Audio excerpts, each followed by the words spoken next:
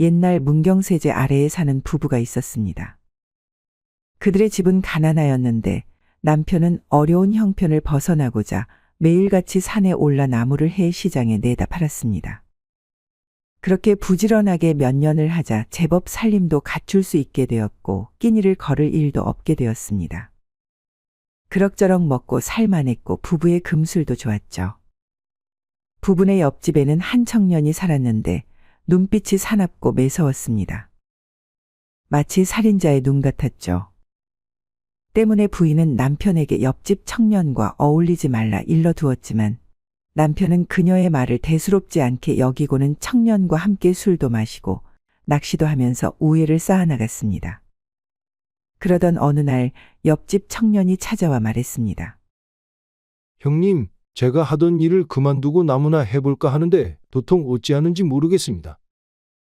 그러니 제게 나무하는 법을 가르쳐 주시지 않겠습니까? 알겠네, 알겠어. 대신 내 가르침은 값이 꽤 나간다네. 맨 입으로는 안 되는 것 알지? 그럼요, 당연하죠. 그럴 줄 알고 제가 주모에게 좋은 막걸리 하나 내놓으라 하였으니 이따 일 끝나고 주막에서 한잔하고 가시지요. 제가 사겠습니다. 역시 동생은 뭘 좀 안다니까 말야. 남편과 옆집 청년은 그리 희낙낙거리며 도끼를 하나씩 들고 산으로 올라갔습니다. 그날따라 옆집 청년이 자신을 보는 눈빛이 이상하고 꿈자리까지 뒤숭숭했던 부인은 불안한 마음에 남편이 오기만을 기다렸죠. 하지만 밤이 늦도록 남편은 돌아오지 않았고 안절부절하지 못하고 남편을 기다리던 부인은 순간 잠이 들고 말았습니다. 얼마나 시간이 흘렀을까? 갑자기 밖에서 옆집 청년의 목소리가 들렸습니다. 형수님, 큰일 났습니다. 어서 이리 나와보세요. 갑작스런 옆집 청년의 외침에 놀라 잠에서 깬 부인은 밖으로 나갔습니다. 밖에는 얼굴에 피칠갑을 한 청년이 보였는데 그 어디에도 남편의 모습은 온데간데 보이지 않았죠. 아니, 이게 대체 무슨 일인가요? 그리고 제 서방님은 어디다 냅두고 혼자 온 것인가요? 그게 사실은 청년은 산에 올라가서 나무를 하다가 호랑이를 만났다고 했습니다. 그리고 남편은 자신이 미끼가 될 테니 도망치라고 말하고선 호랑이를 유인했지만 결국 잡아먹혔다고 했죠. 그 덕분에 청년은 무사히 빠져나올 수 있었다고 말했습니다. 죄송합니다. 정말 죄송합니다. 형님을 꼭 지켜드려야 했는데 저 혼자만 살아서 죄송합니다. 부인은 그 말을 듣고는 땅에 털썩 주저앉고 말았습니다. 그러고는 청년을 원망하는 말도 남편의 시신에 대해 묻지도 못한 채 하염없이 눈물만 흘렸죠. 시간이 흐르고 새댁에서 과부가 된 여인은 하루 종일 남편에 대한 생각만을 하며 살 수는 없었습니다. 그러기에는 집안이 넉넉지 않았고 당장 먹고 살 일이 막막했기 때문이었습니다. 그나마 남편이 남겨준 땅 서너 마지가 전부였는데 여인 혼자 농사짓기에는 무척이나 힘에 부쳤죠. 그런 과부의 모습을 보았는지 옆집 청년이 찾아와 일을 거들어 주겠다고 말했습니다. 형님의 마지막 말이 형수님을 잘 돌봐달라는 것이었습니다. 그러니 조금의 죄책감이라도 덜 수 있게 농사일을 거들어 드리겠습니다. 그리고 농사일 말고도 도움이 필요하시면 언제든지 말씀만 해주십시오. 그는 농사일을 도우는 것뿐만 아니라 먹을 곡식 또한 가져다 주었습니다. 그리고 붓두막도 고쳐주고 마당의 대문도 고쳐주는 등 여인 혼자 할 수 없는 일들을 도맡아 대신 해주었죠. 남편과의 약속을 지키려고 이리도 열심히 내 일을 도와주는 거겠지? 과부는 그저 그렇게만 생각했습니다. 그러지 않고는 청년에게 자꾸만 가는 눈길을 마음을 더 이상 어찌할 수 없을 것 같다는 생각이 들어서였죠. 아무래도 시간이 지나면서 자신도 모르게 청년에게 정이 든 모양이었습니다.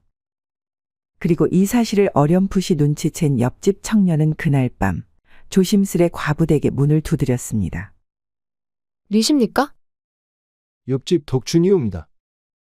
아는 동생이긴 하나 피 하나 섞이지 않은 남남. 헌데 어찌 외간 남자가 이 밤중에 홀로 사는 과부집에 문을 두드린단 말입니까? 외롭기도 하고 적적하기도 하고 그리고 아궁이에 불이 꺼져서 춥기도 하고 그래서 찾아왔습니다. 과부는 자신의 마음을 알기에 청년을 돌려보내려고 했죠. 분명 늦은 시간에 같이 있다가는 그의 품에 안길 것만 같았기 때문이었습니다.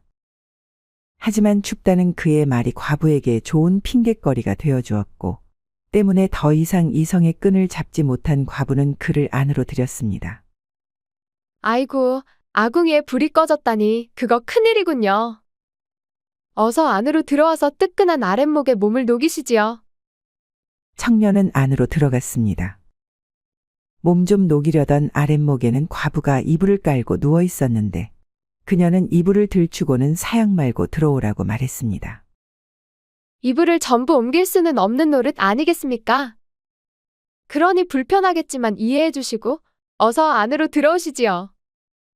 그럼 사양 말고 안으로 들어가겠습니다. 이불로 들어간 후 청년과 과부는 한 몸이 되어 뒤엉켰습니다. 둘 다 오랫동안 짝없이 홀로 살았으니 순식간에 불꽃이 일었던 것이었죠. 그리고 그날 밤 이후로 둘은 한 집에서 같이 살게 되었습니다. 궁합이 잘 맞았던 것인지 아니면 서로를 배려해서인지 과부와 청년은 마치 방금 결혼한 신랑 신부처럼 달콤한 신혼생활에 젖어들었습니다. 같이 밥 먹고 같이 잠자고 같이 일하는 등 매일같이 하루도 빠짐없이 붙어 다녔죠. 그런 어느 비가 세차게 내리는 날이었습니다. 과부는 청년을 자신의 치마폭에 눕히고는 조심스레 귀를 파주고 있었죠. 그러면서 세차게 내리는 비를 보며 말했습니다. 오늘은 비가 참 많이 내리네요. 짐승들도 이렇게 비가 오는 날은 쉬겠죠? 비가 와서 몸이 굼뜨는 것은 둘째치고 사냥감의 흔적이나 냄새를 맡지 못할 테니까요. 피냄새가 비의 흔적도 없이 사라지겠죠? 그러자 가만히 잠자코 듣고 있던 청년이 말했습니다. 딱히 그러지도 않을게요. 사람이 죽어 피를 흘리면 생각보다 많이 나오기에 비가 전부 다 지우지 못할 것이외다. 그리고 사람은 커서 그런지 피의 양도 어마어마하다오. 예전 사람을 도끼로 찍었을 때 피가 하염없이 계속해서.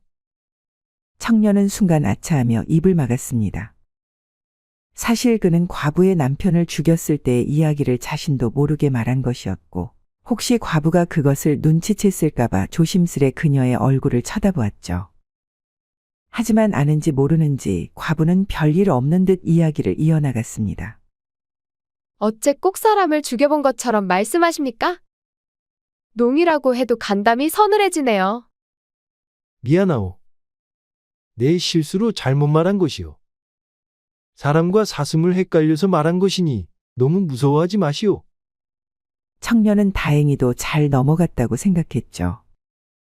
하지만 그것은 착각이었습니다. 과부는 청년의 말에 모든 것을 눈치챘고 혹시라도 아는 것처럼 행동하면 자신에게도 해가 갈까봐 모른 척 했던 것이었습니다. 그날 밤 과부는 청년에게 술상을 차려주었습니다. 이게 웬 술상이요? 역시 내 마음을 아는 것은 당신뿐이라니까.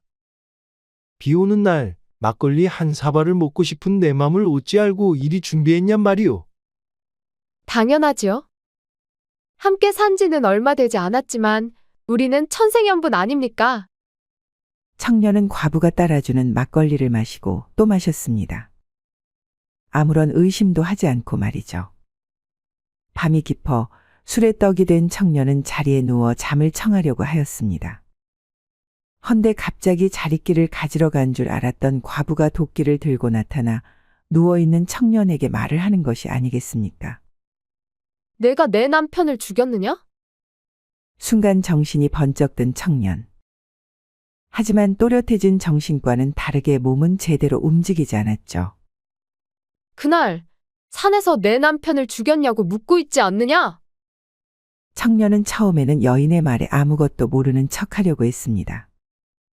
하지만 이렇게 같이 살게 된 이상 그녀에 대한 한결같은 마음을 고하면 자신이 벌인 짓도 용서해 줄 것이라 생각하고는 진실을 말하기 시작했죠. 사실 처음 본 순간부터 형수가 마음에 들었네. 형님에게 친근하게 군 것도 형수를 가까이에서 보기 위함이었네. 하지만 시간이 흘러 자네에 대한 내 마음을 주체할 수 없게 되었네. 그래서 상사병으로 내가 죽기 전에 형님을 꿰어내 죽여버렸지.